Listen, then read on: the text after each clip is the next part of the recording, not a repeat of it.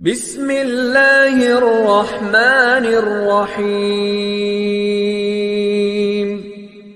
إن الحمد لله نحمده ونستعينه ونستغفره ونعوذ بالله من شرور أنفسنا ومن سيئات أعمالنا من يهده الله فلا مضل له ومن يضلل فلا هادي له وأشهد أن لا إله إلا الله وحده لا شريك له وأشهد أن محمدا عبده ورسوله قال الله عز وجل في سورة النساء يا أيها الناس اتقوا ربكم الذي خلقكم من نفس واحدة وخلق منها زوجها وبث منهما رجالا كثيرا ونساء واتقوا الله الذي تساءلون به والأرحام إن الله كان عليكم رقيبا يا أيها الذين آمنوا اتقوا الله حق تقاته ولا تموتن إلا وأنتم مسلمون يا أيها الذين آمنوا اتقوا الله وقولوا قولا سديدا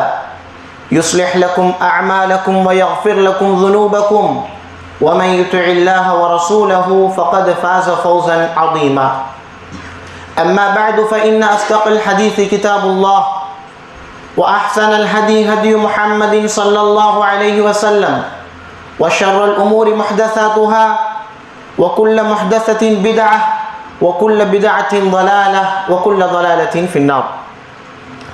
புகழ் அனைத்தும் அல்லாஹ் ஒருவனுக்கே உரித்தானது. அவனுடைய இறுதி தூதர் நம்முடைய தலைவர் நபிகள் நாயகம் ஸல்லல்லாஹு அலைஹி வஸல்லம் அவர்களின் மீதும் அவர்களின் குடும்பத்தார்கள், தோழர்கள், தோழியர்கள் மீதும் அவர்களை ஏற்று இறைநம்பிக்கை கொண்ட அத்துணை இறைநம்பிக்கையாளர்கள் மீதும் குறிப்பாக இங்கு அமர்ந்திருக்கும் நாம் அனைவரின் மீதும் எல்லாம் வல்ல அல்லாஹ் ஜல்ல ஷானஹு தஆலாவின் வற்றா கருணையும் அவனுடைய திருப்பொருத்தமும் பேரருளும் என்றென்றும் நிலவ பிரார்த்தித்தவனாக இந்த ஜும்மா உரையை ஆரம்பம் செய்கின்றேன். கண்ணியத்திற்குரிய எல்லாம் வல்ல அல்லாஹ்வின் நல்லடியார்களே, அன்புள்ள சகோதர சகோதரிகளே, நம்முடைய மார்க்கம் ஷரீஅத்துல் முத்தஹரா, தூய்மையான இந்த மார்க்கம் எதை பிற மனிதனுக்கு எடுத்து எம்புகிறது என்று சொன்னால், அல்லாஹ்வுடைய தூதர் ஸல்லல்லாஹு அலைஹி வஸல்லம் அவர்கள் சொல்வார்கள், அத்தீனு அன் நசீஹா, மார்க்கம் என்பது பிறருக்கு செய்யக்கூடிய உபதேசம். மார்க்கம் என்பது உபதேசம். எந்த அளவுக்கு என்று சொன்னால், நபி தோழர்கள் அல்லாஹ்வுடைய தூதரிடத்தில் வரும் பொழுது, யா ரசூலல்லாஹ், எங்களுக்கு ஏதாவது உபதேசம் செய்யுங்கள், எங்களுக்கு ஏதாவது சொல்லிக் கொடுங்கள், நாங்கள் சொர்க்கத்தை அடைந்தே தீர வேண்டும் என்று சஹாபாக்கள் அல்லாஹ்வுடைய தூதரிடத்தில் கேட்பார்கள். அல்லாஹ்வுடைய தூதர் ஸல்லல்லாஹு அலைஹி வஸல்லம் அவர்கள் தனிப்பட்ட மனிதனை பார்த்து சில வணக்கங்களை கடைபிடிக்குமாறும் அவரிடத்தில் உள்ள குணநலன்களை சரி செய்யுமாறும் சில நபி தோழர்களுக்கு கட்டளையிடுவார்கள். இன்னும் சொல்ல போனால், சில நபி தோழர்களுக்கு எப்படி சொல்வார்கள் என்று சொன்னால், அல்லாஹ்வுடைய தூதர் ஸல்லல்லாஹு அலைஹி வஸல்லம் அவர்கள் உயிரோடு இருக்கும் பொழுது அப்துல்லா இப்னு அப்பாஸ் என்ற நபி தோழருக்கு வயது ஒரு 12-13 வயது சிறுவன். இந்த அப்துல்லா இப்னு அப்பாஸ் இடத்தில் சொன்னார்கள், யா குலாம் உஅல்லிமுகல் கலிமாத்தின் உஅல்லிமுக கலிமாத்தின், உனக்கு நான் சில விஷயங்களை சொல்லித் தருகின்றேன் என்று சொல்லி ஒரு 12 வயது சிறுவனுக்கு அல்லாஹ்வுடைய தூதர் தாமாக முன் வந்து சொல்லிக் கொடுத்தார்கள். இந்த வரிசையில் ஷத்தாத் இப்னு அவுஸ் என்ற ஒரு நபி தோழரிடத்தில் அல்லாஹ்வுடைய தூதர் என்ன சொன்னார்கள் என்று சொன்னால், அந்த நபி தோழர் ஒரு ஏழையான, பணம் இல்லாத, வசதி இல்லாத நபி தோழர். பொதுவாக சஹாபாக்கள் அப்படின்னு சொன்னாலே அவர்கள் ஏழையாக, இந்த உலகத்தை முற்றிலும் துறந்தவர்களாக, வியாபாரம் செய்யாதவர்களாக, விவசாயம் செய்யாதவர்களாக இருந்தார்கள் என்பது மட்டும் வரலாறு கிடையாது. எந்த அளவுக்கு நபி தோழர்கள் அன்றைய காலத்தில் இருந்தார்கள் சொன்னால், உஸ்மான் இப்னு அஃபான் ரலியல்லாஹு அன்ஹு சஹாபாக்களில் மிகப்பெரிய செல்வந்தர். எந்த அளவுக்கு சொல்லப்படுகின்றது என்று சொன்னால், கிட்டத்தட்ட மதீனாவுக்கு அவருக்கு சரக்கு வரும் 1000 ஒட்டகத்தில் சரக்கு வரும். அதை கணக்கு பண்ணோம்னா இன்னைக்கு ஒட்டகமே பல கோடி ரூபாய்க்கு போயிடும். அப்ப நபி தோழர்களில் மிகப்பெரிய செல்வந்தர்கள் இருந்தார்கள். மிக உயர்ந்த ஆடையை, விலை மதிக்க முடியாத ஆடை அணிந்தவர்களும் இருந்தார்கள். அதே சமயம் இந்த ஷத்தாத் இப்னு அவுஸ் போன்ற நபி தோழர்களும் இருந்தார்கள். இந்த ஷத்தாத் இப்னு அவுஸ் இடத்தில் அல்லாஹ்வுடைய தூதர் சொன்னாங்க, உனக்கு அல்லாஹ் பெரிய பொருளாதாரத்தை தரவில்லை, மக்கள் எல்லாம் தங்கங்களையும் வெள்ளிகளையும் சேர்த்து வைக்கின்றார்கள், நான் உனக்கு சில வார்த்தைகளை சொல்லித்தரேன், இந்த துஆவை ஓது, அது அவர்களிடத்தில் தங்கமும் வெள்ளியும் இருப்பதற்கு உனக்கு இந்த வார்த்தை இருந்தால் அது போதுமானது, சமம் என்று அல்லாஹ்வுடைய தூதர் ஸல்லல்லாஹு அலைஹி வஸல்லம் அவர்கள் சொன்னார்கள். இப்படி சில நபி தோழர்களுக்கு பிரத்யேகமாக அல்லாஹ்வுடைய தூதர் தாமாக முன் வந்து இதை கடைபிடியுங்கள், இதை நீ செய், இதை நீ செய்யாத என்று நபி ஸல்லல்லாஹு அலைஹி வஸல்லம் அவர்கள் சொன்னார்கள். அந்த வரிசையில் ஒரே ஒரு ஹதீஸை மட்டும் இந்த ஜுமா உரையில் விளக்கி சொல்லலாம் என்று ஆசைப்படுகின்றேன். அல்லாஹ்வுடைய தூதர் ஸல்லல்லாஹு அலைஹி வஸல்லம் அவர்கள் ஒரு முறை அமர்ந்திருக்கின்றார்கள். சூழ நபி தோழர்கள் சஹாபாக்கள் உட்கார்ந்திருக்கிறாங்க. நபி ஸல்லல்லாஹு அலைஹி வஸல்லம் எப்படி கேட்குறாங்கன்னு சொன்னா, மை யஹுது அன் ஹாஉலாஇ கலிமாத்தின், யார் என்னிடத்தில் இதை கேட்டு அவர் நடைமுறைப்படுத்துகின்றாரோ அல்லது நான் சொல்வதை பிறருக்கு சொல்லிக் கொடுத்து அவர்களை நடைமுறைப்படுத்த வைக்கின்றாரோ, இப்பேற்பட்ட மனிதர் யார் உங்களிடத்தில் இருக்கின்றீர்கள் என்று சஹாபாக்கள் அமர்ந்திருக்கும் பொழுது ரசூலுல்லாஹ் கேட்குறான். ஒன்று நீங்கள் செய்யணும், இல்லை யார் செய்வாங்களோ அவங்கள்ட்ட நீங்கள் சொல்லணும். இதை யார் கேட்குறீங்க, உங்களிடத்தில் யார் தயார் என்று அல்லாஹ்வுடைய தூதர் சஹாபாக்களை பார்த்து கேட்கும் பொழுது எல்லா நபி தோழர்களுக்கும் ஒரு ஆசை தான், யாரும் சொல்ல எனக்கு சொல்லுங்க, நான் கேட்டு பிறருக்கு சொல்றேன். ஆனால் ஏனைய நபி தோழர்களை விட சற்று வித்தியாசமானவர் அபூ ஹுரைரா ரலியல்லாஹு அன்ஹு. இந்த அபூ ஹுரைரா அப்படின்ற இந்த வார்த்தையை, இந்த நபி தோழருடைய பெயரை பல இடங்களில் பல மிம்பர்களில் பேசப்படாமல் இருந்திருக்காது. இந்த அபூ ஹுரைரா யார் அப்படின்னு சொன்னா, அல்லாஹ்வுடைய தூதருடைய மரணத்திற்கு முன்பு ஒரு 5 வருடங்களுக்கு முன்பு இஸ்லாத்தை ஏற்றவர். 28 வயதில் இஸ்லாத்தை தன்னை இணைத்துக் கொண்ட ஒரு நபி தோழர் தான் அபூ ஹுரைரா ரலியல்லாஹு அன்ஹு. இவர் தன்னை பற்றி பின்னால் அல்லாஹ்வுடைய தூதர் மரணித்ததற்கு பின்னால் கிட்டத்தட்ட 40 வருஷங்கள் உயிரோடு வாழ்ந்த சஹாபி. இவர் தன்னை பற்றி சொல்லும் பொழுது, நான் அல்லாஹ்வுடைய தூதர் உயிரோடு இருக்கும் பொழுது நான் அல்லாஹ்வுடைய தூதருடைய கரங்களில் இஸ்லாத்தை ஏற்றேன். நான் என்னுடைய நிலைமை அந்த நேரத்தில் எப்படி இருந்தது என்று சொன்னால், சஹாபாக்களுக்குள்ள ஆசையை பாருங்க, என்னுடைய நிலைமை எப்படி இருந்தது என்று சொன்னால், நான் கோடு போட்ட சட்டையை அணிந்தது கிடையாது அப்படின்றார். தொடர்ந்து சொல்றாரு, நல்ல ரொட்டி மாவுல ரொட்டி சுட்டு சாப்பிட்டது கிடையாது.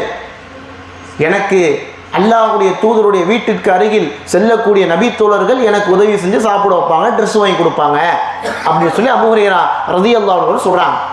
இப்பேற்பட்ட அபூ ஹுரைரா அவர்கள் அல்லாஹ்வுடைய தூதரோடு இருக்கும் பொழுது அவர்களுக்கு 5 வருட வேலையை ரசூல் ஸல்லல்லாஹு அலைஹி வஸல்லம் என்ன செஞ்சாங்க, என்ன பண்ணாங்க, குனிஞ்சாங்க, நிமிந்தாங்க, அவர்களுடைய முடி எத்தனை இருந்துச்சு, எத்தனை வெள்ளை முடி இருந்தது என்று அல்லாஹ்வுடைய தூதரை அணு அணுவாக கவனித்து எல்லா செய்தியையும் மனனமிட்டவர் தான் அபூ ஹுரைரா ரலியல்லாஹு அன்ஹு.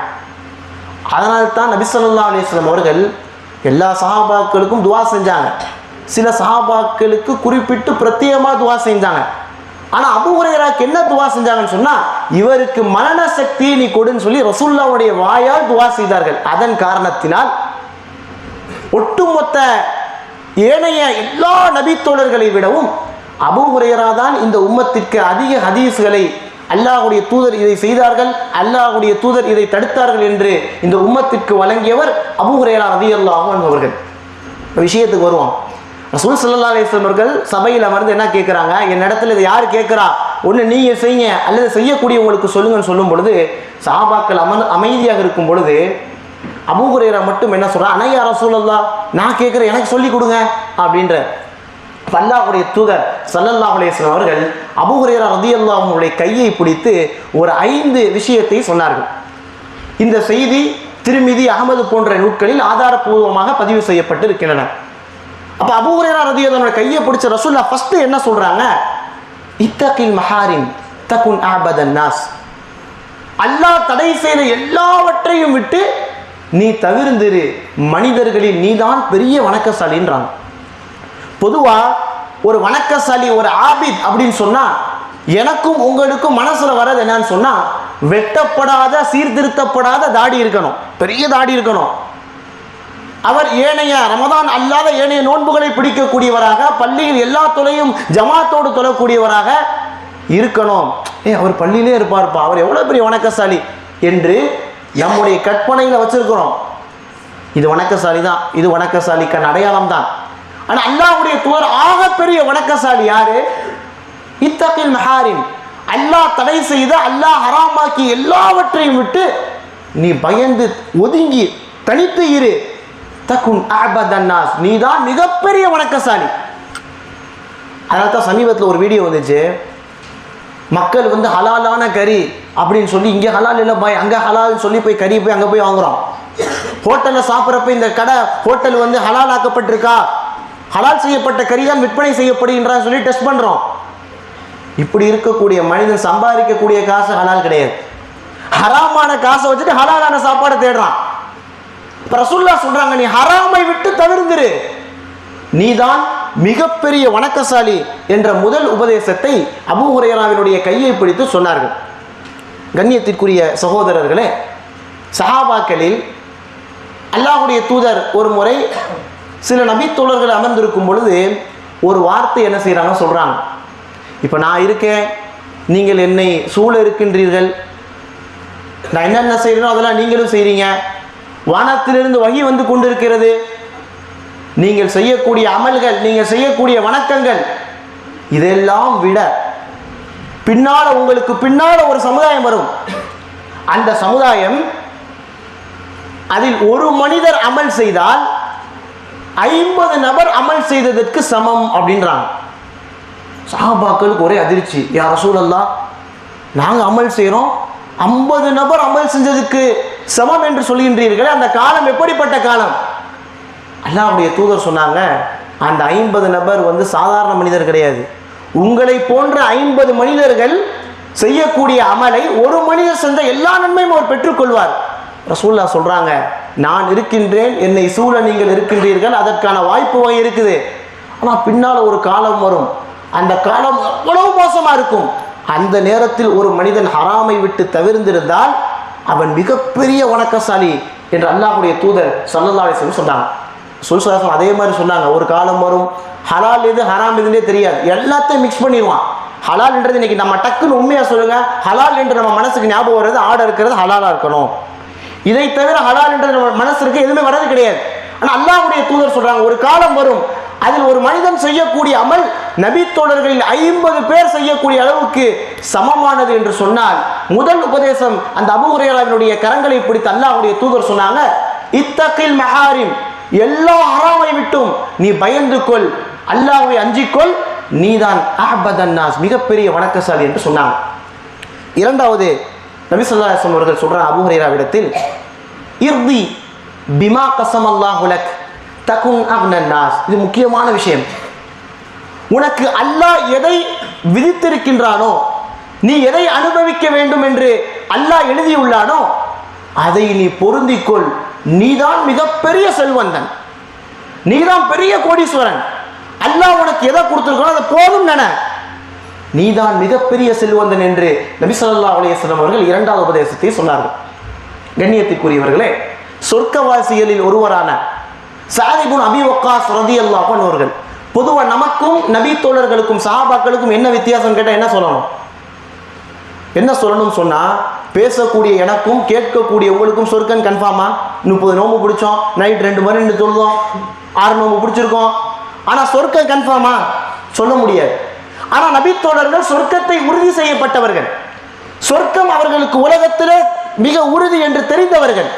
அப்பேற்பட்ட சொர்க்கத்திற்கு நன்மாராயம் கூறப்பட்ட சஅத் இப்னு அபி வக்காஸ் ரலியல்லாஹு அன்ஹு அவர்கள் தன்னுடைய மகனுக்கு எப்பேற்பட்ட உபதேசத்தை செய்கிறாங்க பாருங்க.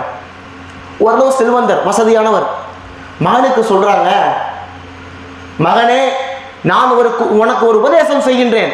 வசதியானவர், செல்வந்தர், தனவந்தர் தன்னுடைய மகனுக்கு சொல்ல வேண்டிய ஒரு உபதேசம், சொர்க்கவாசி சொன்னது, மகனே உனக்கு நான் உபதேசம் செய்கின்றேன், நீ பொருளாதாரத்தை நிறைய சம்பாதிக்கிற, தேடுற, பொருளாதாரத்தை நீ எந்த அளவுக்கு தேடுறியோ, சம்பாதிக்கிறியோ, உழைக்கிறியோ, அதே அளவுக்கு உன்னுடைய மனசு பொருந்தி கொள்ளணுன்றதுக்கும் முயற்சி செய்.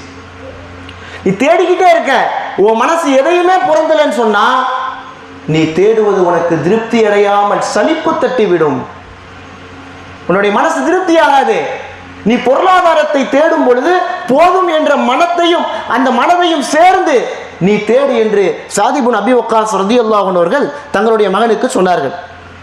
கண்ணியத்துக்குரியவர்களே, அதனால தான் அல்லாஹ்வுடைய தூதர் சொன்னாங்க, கத் அஃப்லஹ, இவர் வெற்றி அடைந்து விட்டார். பொதுவாக இப்போ இந்த தேர்தல் முடிஞ்சிருக்கு, இவர் வெற்றி அடைஞ்சிட்டாரு முன்னாலே சொன்ன எப்படி இருக்கும்? ரசூல் ஸல்லல்லாஹு அலைஹி வஸல்லம் அவர்கள் கத் அஃப்லஹ, இவர் வெற்றி அடைந்து விட்டார்னாங்க. சஹாபாக்கள், யார் ரசூலுல்லாஹ், யாரு வெற்றி அடைந்து விட்டாரோ அவருக்கு சொர்க்கம் உறுதி செய்யப்பட்டது. அல்லாஹ்வுடைய தூதர் சொன்னாங்க, தனக்கு கொடுக்கப்பட்டதை போதும் என்று யார் நினைத்தாரோ அவர் வெற்றி அடைஞ்சிட்டாரு. நான் நிறைய கொடுத்துருக்காங்க அல்ஹம்துலில்லாஹ் அப்படின்னு யார் சொல்றாரோ அவர் வெற்றி அடைந்து விட்டார் என்று அல்லாஹ்வுடைய தூதர் ஸல்லல்லாஹு அலைஹி வஸல்லம் அவர்கள் சொன்னார்கள். கண்ணியத்திற்குரியவர்களே, உமர் இப்னுல் கத்தாப் ரலியல்லாஹு அன்ஹு அவர்கள் மக்களுக்கு ஒரு விஷயத்தை சொல்றாங்க. நமக்கு கிடைத்ததை போதும் என்று நினைக்கணும்ல. ஒருவேளை அல்லாஹ் சில விதிகள் நமக்கு பின்னால் நடக்கும். இப்போ 25 வயசு எனக்குன்னு சொன்னால் பின்னால் நான் எத்தனை வயசு உயிரோடு வாழ்கிறேன், அதில் என்னென்ன நடக்கும்ன்றதை அல்லாஹ் உங்களுக்கு முன்னால் போட்டு காமிச்சிட்டான்னு வைங்க. இது எது நீங்கள் செய்வீங்க, இது எது நீங்கள் பார்ப்பீங்கன்னு சொல்லி. அதோடு உங்களை அடையாததையும் அல்லாஹ் சேர்த்து வச்சுருக்கான். வச்சுட்டு அல்லாஹ் உங்கள்கிட்ட ஒருவேளை ஒரு சாய்ஸ் கொடுக்குறான்னு வைங்க, ஏதாவது தேர்ந்தெடுத்துக்கப்பான்னு சொன்னால் அல்லாஹ் எதை நமக்கு எழுதினானோ, அல்லாஹ் எதை நமக்கு விதியில் எழுதினானோ அதைத்தான் நாம் தேர்வு செய்வோம் என்று உமர் ரலியல்லாஹு அன்ஹு சொன்னாங்க. ஒவ்வொரு மனிதனுக்கும் அவனுக்கு எது சிறந்ததோ அதைத்தான் அல்லாஹ் கொடுக்குறான். சிலருக்கு பொருளாதாரம் கொடுத்தாதான் சிறந்தது, சிலருக்கு பிள்ளையை கொடுத்தாதான் சிறந்தது, சிலருக்கு பிள்ளையை கொடுக்கலாட்டி அதில் ஒரு கயிறு இருக்குன்னு அர்த்தம்.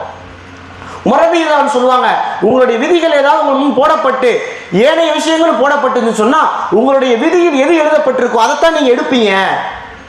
கண்ணியத்திற்குரியவர்களே, போதும் என்ற மனம் ஒவ்வொரு முஸ்லிமுக்கும் வர வேண்டும். இந்த மனோநிலை பேசக்கூடிய எனக்கும் சரி, கேட்கக்கூடிய உங்களுக்கும் சரி, ஒட்டுமொத்த ஆதமுடைய மகனுக்கும் சரி அவ்வளவு சீக்கிரம் ஏற்படாது என்பதை அல்லாஹ்வுடைய தூதர் ஸல்லல்லாஹு அலைஹி வஸல்லம் அவர்களே சொல்றாங்க. எப்படி சொன்னாங்கன்னா, இது பிரபலியமாக அறிந்த செய்தி, புகாரில் பதிவு செய்யப்பட்ட செய்தி. ஒரு மனிதன் சும்மா இருக்கிறோம், தங்கத்தினால் ஒரு ஓடை கொடுக்கப்படுது. இன்னைக்கு தங்க விலை எவ்வளோ விலை? தங்கத்தினால் சும்மா இருக்கிற ஒரு மனுஷனுக்கு ஓடை கொடுக்கப்படுது. தங்கத்தினால் ஓடை அப்படி நினைக்க மாட்டான். இன்னொரு ஓடை எங்கே இருக்குன்னு கேட்பான். இன்னொரு ஓடை எங்கே இருக்கு? இதற்கு ஒரு உதாரணம் சொல்லணும்னா, நம்ம எல்லா வாழ்க்கையும் நடக்கக்கூடிய ஒரு உதாரணம். ஹோட்டலில் போய் சாப்பிட்டுட்டு இருக்கோம், நம்ம தான் பில் கட்டணும் சாப்பிட்டுட்டு இருக்கோம். சில ஐட்டம் ஆர்டர் பண்ணி சாப்பிட்டுட்டு இருக்கோம். நமக்கு தெரிந்த ஒரு சகோதரர் பாய் நான் உங்களுக்கு சேர்த்து பில்லை கட்டினேன்னு போறாரு. அப்போ நம்ம என்ன நினைப்போம்? சார் தெரிஞ்சிருந்தா நல்லா நிறையா சாப்பிட்டுருக்கலாமே நினைப்போம்ல. ஒன்றுமே இல்லாமல் கட்டிட்டாரு, தெரிஞ்சுதான் இன்னும் கொஞ்சம் சாப்பிட்டுருக்கலாமே. அல்லாஹ்வுடைய தூதர் சொன்னாங்க, போதும் என்று நினை. அபூ ஹுரைரா அவருடைய கையை பிடித்து சொன்னாங்க, தக்குன் அக்னன்னாஸ், நீ தான்ப்பா பெரிய செல்வந்தன், எல்லாத்தையும் பெற்றதற்கு சமம் என்று சொன்னாங்க. சஹாபாக்களுக்கு என்ன இருந்துச்சு? சில நபித்தோழர்களுக்கெல்லாம் நிறைய கொடுத்தான், சில நபித்தோழர்களுக்கு ஒன்றுமே கொடுக்கல, அதற்கு நேர்மாறாக இருந்தார்கள். ஆனால் அவர்கள் போதும் என்று நினைச்சாங்க. எப்பேற்பட்ட ஒரு சஹாபி அபூ தர்தா ரலியல்லாஹு அன்ஹு அவர்கள் பெரிய பெரிய வீடு கட்டுறாங்க. வீடு பெருசாக கட்டுறது தவறு கிடையாது. ஒரு குடும்பத்தை 10 பேர் இருக்கோம்னா 10 ரூம் 12 ரூம் கட்டுறது மார்க்கத்தில் தவறு கிடையாது. 10 பேர் இருந்தாலும் 2 ரூம் தான் கட்டணும்னு மார்க்கம் சொல்லலை. 4 பேர் இருக்கீங்க, 5 ரூம் கட்டிக்கலாம். பெரிய வீடு கட்டுறீங்க, பிரச்சனை. சஹாபாக்கள் சில பேர் உட்டு மரத்தினால் செய்யப்பட்ட வீட்டை கட்டினார்கள் என்பது சில வரலாறு இருக்கு. அப்போ பெருசா வீடு கட்டுறீங்க. இதை பார்த்து அபூ தர்தா சொன்னாரு, நீங்கள் வாழாத வீட்டை கட்டுகின்றீர்கள், நீங்கள் சாப்பிடாத சாப்பாட்டை சேர்க்கின்றீர்கள். அது அனுபவிப்பது மார்க்கம் தவறுன்னு சொல்லல, சம்பாதிப்பதை தவறுன்னு சொல்லல, ஆனால் அது உங்களுடைய மனசுல உள்ள உட்கார்ந்துடக்கூடாதுன்னு சொல்றாங்க. எந்த அளவுக்குன்னு சொன்னா, இதே அபூ தர்தா சொல்லுவாரு, தஅம்மலூன பைதன், 25 வருஷத்துக்கு பின்னால் எப்படி இருக்கணும், 10 வருஷத்துக்கு பின்னால் எப்படி இருக்கணும் நீங்க நினைக்கிறீங்க. வதபனூன ஷதீதன், கடுமையா பாடுபட்டு கட்டுறீங்க. வதமூதுன கரீபன், டக்குன்னு இறந்து போயிடுறீங்க. அதான் அபூ தர்தா சொல்லுவார், ஒரு மௌத்து வீட்டுக்கு போய் யாரும் அழுதாங்கன்னா, நாளைய மௌத்து இன்றைய மௌத்துக்கா அழுது அப்படின்னு சொல்லுவாங்க. கண்ணியத்திற்குரியவர்களே, அப்ப இரண்டாவது அல்லாஹ்வுடைய தூதர் ஸல்லல்லாஹு அலைஹி வஸல்லம் அவர்கள் சொன்னார்கள், உனக்கு கிடைச்சத போதும் நினைப்பா. எல்லாத்துக்கும் அல்லாஹ் முன்ன பின்ன கொடுத்துருக்கான். இங்க அமர்ந்து இருக்கக்கூடிய 100 பேரும் ஒரே மாதிரி கிடையாது. அழகிலும் சரி, ஆற்றலிலும் சரி, சக்தியிலும் சரி, பொருளாதாரத்திலும் சரி, ஈமானிலும் சரி, எல்லாம் கொஞ்சம் முன்ன பின்ன தான் இருப்போம். ஆனால் அவரவருக்கு எது கிடைக்கப்பட்டிருக்கோ அதுதான் சிறந்தது என்று நம்ம நினைக்கணும்.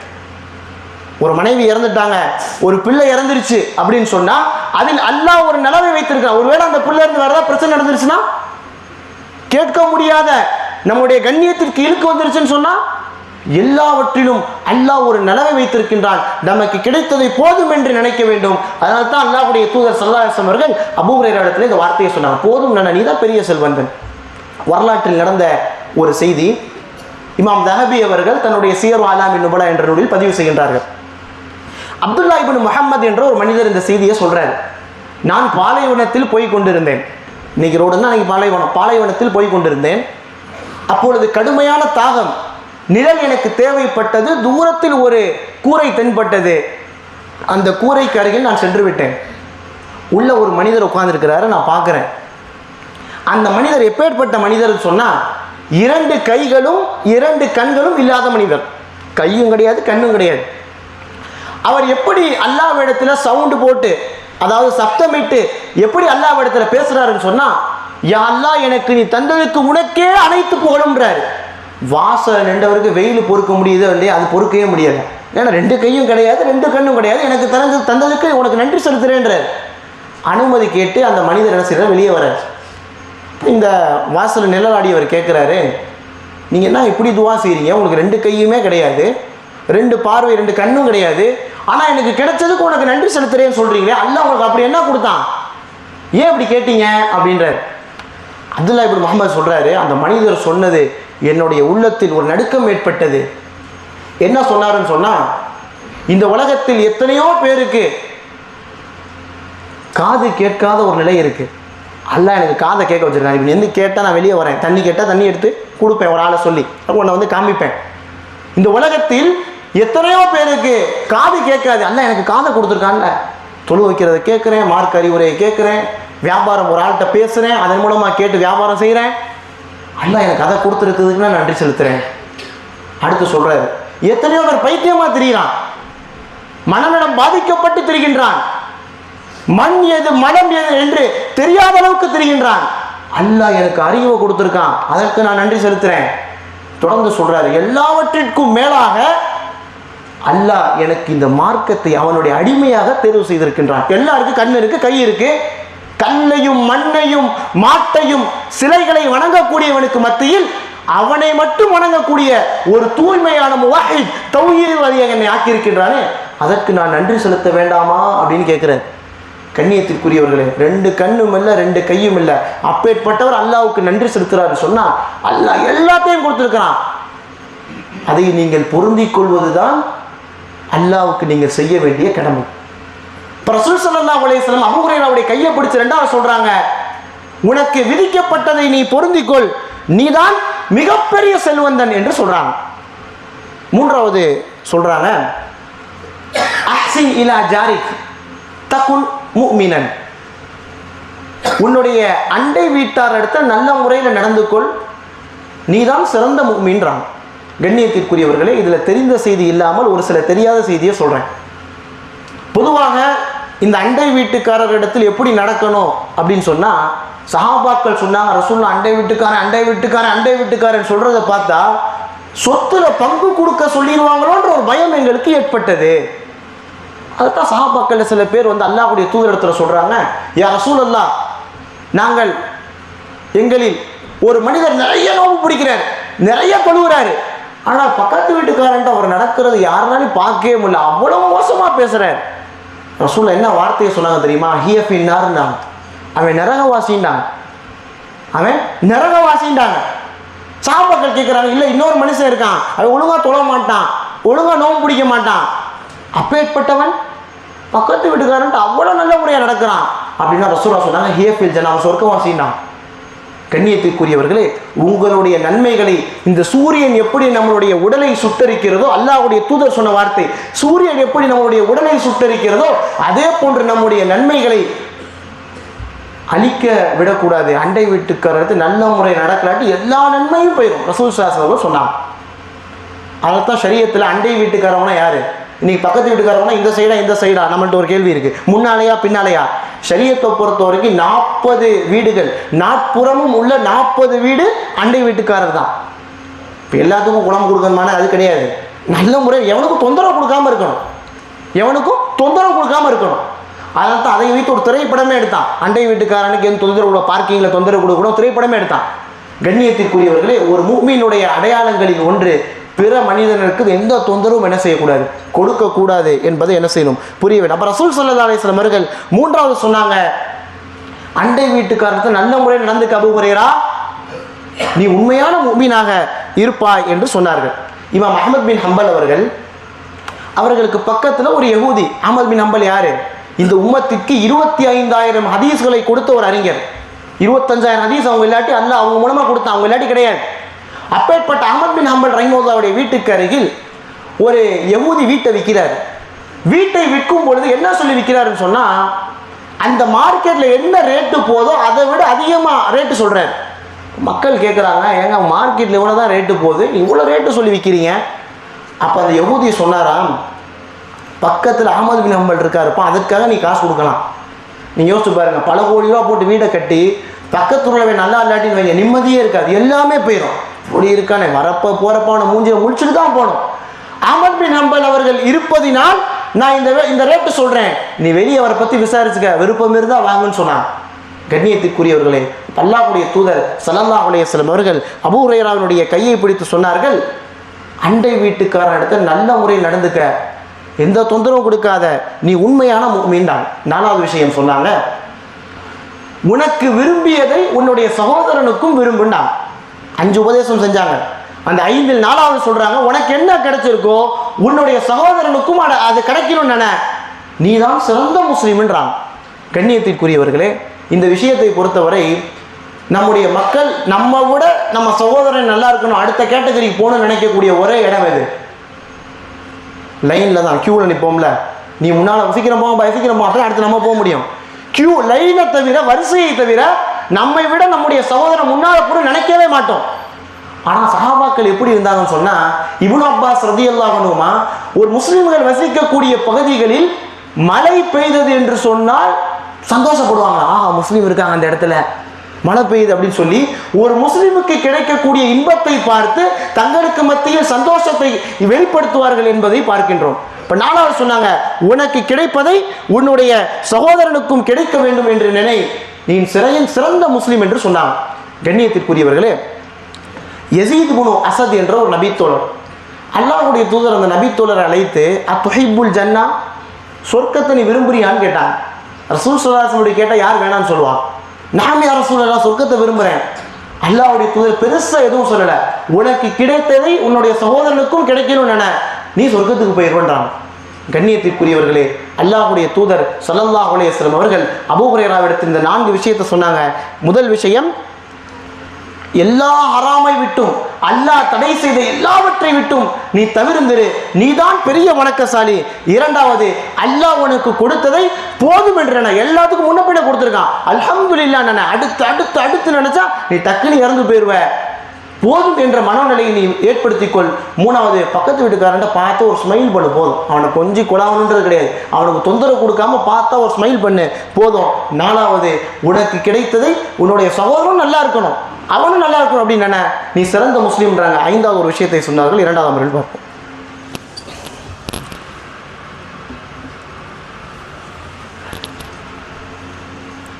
பிஸ்மில்லாஹிர் ரஹ்மானிர் ரஹீம்.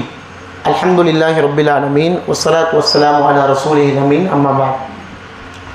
கண்ணியத்துக்குரிய எல்லாம் வல்ல அல்லாஹ்வின் நல்லடியார்களே, அன்புள்ள சகோதர சகோதரிகளே, நபிகள் நாயகம் ஸல்லல்லாஹு அலைஹி வஸல்லம் அவர்கள் இந்த மார்க்கம் என்பது வெறும் உபதேசம் என்று சொன்னார்கள். பெருசாக மணிக்கணக்காக சஹாபாக்களுக்கு மத்தியில் ரசூலுல்லாஹ் பயன் பண்ணலை. ரொம்ப குறைவான வார்த்தை சொல்லுவாங்க, அதிகமான அர்த்தங்கள் அதில் இருக்கும். அதே போன்று அல்லாஹ்வுடைய தூதர் பேச்சில் ஏற்றல் இறக்கம், இலக்கிய நடை, இதை கொண்டு ரசூல் ஸல்லல்லாஹு அலைஹி வஸல்லம் அவர்கள் பேசுவதை வெறுத்தார்கள். நிறைய பேர் பேசுகிறப்ப பார்த்தா புரியாத தமிழில் ரொம்ப இலக்கிய நடையில் பேசுகிறத ரசூலுல்லாஹ் என்ன செஞ்சாங்க, வெறுத்தாங்க. அடித்தொண்டையிலிருந்து பேசுவதை வெறுத்தாங்க. மார்க்கம்னாலே உபதேசம், என்ன இருக்கோ அதை பிறருக்கு சொல்லு, அவ்வளோதான். அந்த வரிசையில் சில நபித்தோழருக்கு தாமாக முன் வந்து சில விஷயத்தை சொல்லிக் கொடுப்பாங்க. ஒரு சந்தர்ப்பத்தில் என்னிடத்திலிருந்து இது யார் ஏற்று பிறருக்கு சொல்கின்றார் என்று கேட்கும் பொழுது அபூ ஹுரைரா தன்னை முற்படுத்தி கொண்டார். அபூ ஹுரைரா ரலியல்லாஹு அன்ஹுவுக்கு 5 விஷயத்தை சொன்னாங்க. அது 4 விஷயத்தை முதல் அமர்வில் பார்த்தோம். 2வது இந்த அமர்வில் கடைசி அல்லாஹ்வுடைய தூதர் ஸல்லல்லாஹு அலைஹி வஸல்லம் அவர்கள் அபூ ஹுரைரா ரலியல்லாஹு அன்ஹு அவர்களுக்கு என்ன உபதேசம் செஞ்சாங்கன்னு சொன்னா, லா துக்ஸிரு திஹ்க், அதிகமாக சிரிக்காதன்னாங்க. ஒரு முஸ்லீம் தேவையில்லாமல் பைத்தியம் மாதிரி சிரிச்சுக்கிட்டே இருக்கக்கூடாது. லா துக்ஸிரு திஹ்க், அதிகமாக சிரிக்காத. ஃபஇன்ன துமீத்துல் கல்ப், நீ அதிகமாக சிரிச்சன்னு சொன்னால் உன்னுடைய உள்ளம் மரணித்து விடும்டாங்க. பொதுவாக மவுத்தில் 2 மவுத்து இருக்குது, மரணத்தில் 2 மரணம் உண்டு. ஒன்று ரூ போயிருச்சு அப்படின்னு என்ன செய்வோம், குளிப்பாட்டி போய் தஃபன் செஞ்சு அடக்கம் பண்ணிட்டு வந்துடுவோம். இன்னொரு மரணம் இருக்கு, வாழும் பொழுது எல்லா ஆற்றலும் இருக்கும், உள்ளம் மரணிச்சிடும். ரசூலுல்லாஹ் உள்ளம் மரணிப்பதைத்தான் சொன்னாங்க. அபூ ஹுரைரா இடத்துல சொன்னாங்க, அதிகமாக சிரிக்காதீங்க. அப்படி பார்த்தா ரசூலுல்லாஹ் சிரிக்காமலே இருந்தாங்கடா? ரசூல் ஸல்லல்லாஹு அலைஹி வஸல்லம் அவர்கள் சிரித்த தருணங்கள் தனியாக ஒரு புக்கே இருக்கு. எந்தெந்த இடத்துல சிரிச்சாங்க, சிரிப்பு ஊட்டுவாங்க. காமெடி பண்றது மார்க்கத்தில் அனுமதி இருக்கு. பிறரை சிரிக்க வைப்பது மார்க்கத்தில் அனுமதி, மார்க்கத்தில் ரசூலுல்லாஹ் செஞ்சு காமிச்சிருக்காங்க. ஆனால் சம்பந்தம் இல்லாமல் காரணம் இல்லாமல் எப்போ பார்த்தாலும் சவுண்டு போட்டு சிரிச்சுக்கிட்டே இருக்கக்கூடாது. இப்படி சிரிச்சன்னு சொன்னால் உன்னுடைய உள்ளம் மரணித்து விடும்டாங்க. கண்ணியத்துக்குரியவர்களே, அதனால்தான் Umar ibn Abdul Azeez, Umar ibn Khattab ரலியல்லாஹு அன்ஹுடைய குடும்பத்தை சேர்ந்த ஒரு தாபி, சஹாபாக்களை நேரில் பார்த்தவர். அந்த உமர் இப்னு அப்துல் அசீஸ் சொல்லும் பொழுது, உங்களுடைய கண்களுக்கு அழுகையை கற்றுக் கொடுங்கள்டாங்க. கண்ணுக்கு அழுக வராட்டி அழுகிற மாதிரி நடி, உங்களுடைய கண்களுக்கு அழுகையை கற்றுக் கொடுங்கள். மரணத்தை நினைத்து, கபரை நினைத்து, நம்முடைய வாழ்க்கைக்கு பின்னால் இன்பங்களை அறுத்தறியக்கூடிய எல்லா இன்பங்களையும் நினைத்து, துன்பங்களை நினைத்து நீங்கள் உங்களுடைய கண்களுக்கு அழுகையை கற்றுக் கொடுங்கள். கண்ணியத்திற்குரியவர்களே, இந்த உம்மத்தின் ஆக கவலைக்குரிய துக்கத்திற்குரிய விஷயம் சொன்னால் அல்லாஹ்வுடைய தூதருடைய மரணம். சஹாபாக்கள் எந்த அளவுக்கு தங்களுக்கு மத்தியில் அழுகையை வெளிப்படுத்தினார்கள் என்று சொன்னால், அனஸ் ரலியல்லாஹு அன்ஹு வராங்க, அல்லாஹ்வுடைய தூதரை அடக்கம் செய்து விட்டு வருகின்றார்கள். ஃபாத்திமா ரலியல்லாஹு அன்ஹா அவர்கள் வீட்டின் திரைக்கு அப்பால் இருந்து கேட்கின்றார்கள், யா அனஸ், அனஸே உங்களுக்கு எப்படி மனம் வந்தது? அல்லாஹ்வுடைய தூதரை மண்ணுக்குள் அடக்குவதற்கு உங்களுக்கு எப்படி மனம் வந்தது? அல்லாஹ்வுடைய தூதரின் மீது மண்ணை வீசுவதற்கு உங்களுக்கு எப்படி மனம் வந்தது? அழுதாங்க. பத்ர் போர் முடிந்ததற்கு பிறகு அல்லாஹ்வுடைய தூதரும் அபூபக்கர் சித்திக் ரலியல்லாஹு அன்ஹு அவர்களும் ஒரு மரத்தின் கீழ் அமர்ந்து அந்த மரத்தினுடைய நிழல்ல உட்கார்ந்து அழுதுகிட்டு இருக்கிறாங்க. உமர் இப்னு கத்தாப் வந்து ஏன் அழுகிறீங்கன்னு கேட்டது மட்டுமில்லை, ஏன் அழுகின்றீர்கள் சொல்லுங்கள், நானும் அழுகின்றேன்றாங்க. இந்த பத்ர் போர் சம்பந்தப்பட்ட செய்தி. இப்போ சஹாபாக்கள் அழுகிறது ஒரு வேலையா வச்சாங்க. இன்னைக்கு அழுகுன்றது ரொம்ப நெருங்கிய உறவு மரணிக்கும் பொழுது அழுக வரும், மற்றபடி அழுக என்ன செய்யாது, வராது. ரசூல் ஸல்லல்லாஹு அலைஹி வஸல்லம் சொன்னாங்க, உங்களுடைய கண்களுக்கு அழுகையை கற்றுக் கொடுங்கள். எப்படி அழணும் கேளுங்க, அழுகிற மாதிரி நடிங்க. நீங்கள் அதிகமாக சிரித்து அழுகவே இல்லைன்னு சொன்னால் உங்களுடைய உள்ளம் மரணித்து விடும் என்று சொன்னார்கள். இதை அல்லாஹ் ரப்புல் ஆலமீன் குர்ஆனில் சொல்லும் பொழுது, முஃமின்கள், முத்தகீன்கள், சொர்க்கவாசிகள் ஃபல் யல்ஹகு கலீலன், சிரிப்பாங்க, கம்மியாக சிரிப்பாங்க. வல் யபுகு கஸீரன், அதிகமாக அழுவாங்க. நம்ம யோசிச்சு பார்க்கணும், நம்ம கம்மியாக என்ன செய்கிறோம், அழுகிறோம், அதிகமாக சிரிக்கிறோம். கண்ணியத்திற்குரியவர்களே, இந்த 5 உபதேசத்தை அல்லாஹ்வுடைய தூதர் ஸல்லல்லாஹு அலைஹி வஸல்லம் அவர்கள் அபூ ஹுரைரா ரலியல்லாஹு அன்ஹு அவர்களுக்கு கற்றுக் கொடுத்தார்கள். அந்த 5 விஷயத்தை ஞாபகப்படுத்தி விட்டு நிறைவு செய்கின்றேன். முதல் விஷயம், ஹராமான அல்லாஹ் தடை செய்த எல்லாவற்றை விட்டு நீ தவிர்ந்திரு, நீதான் பெரிய வணக்கசாலி.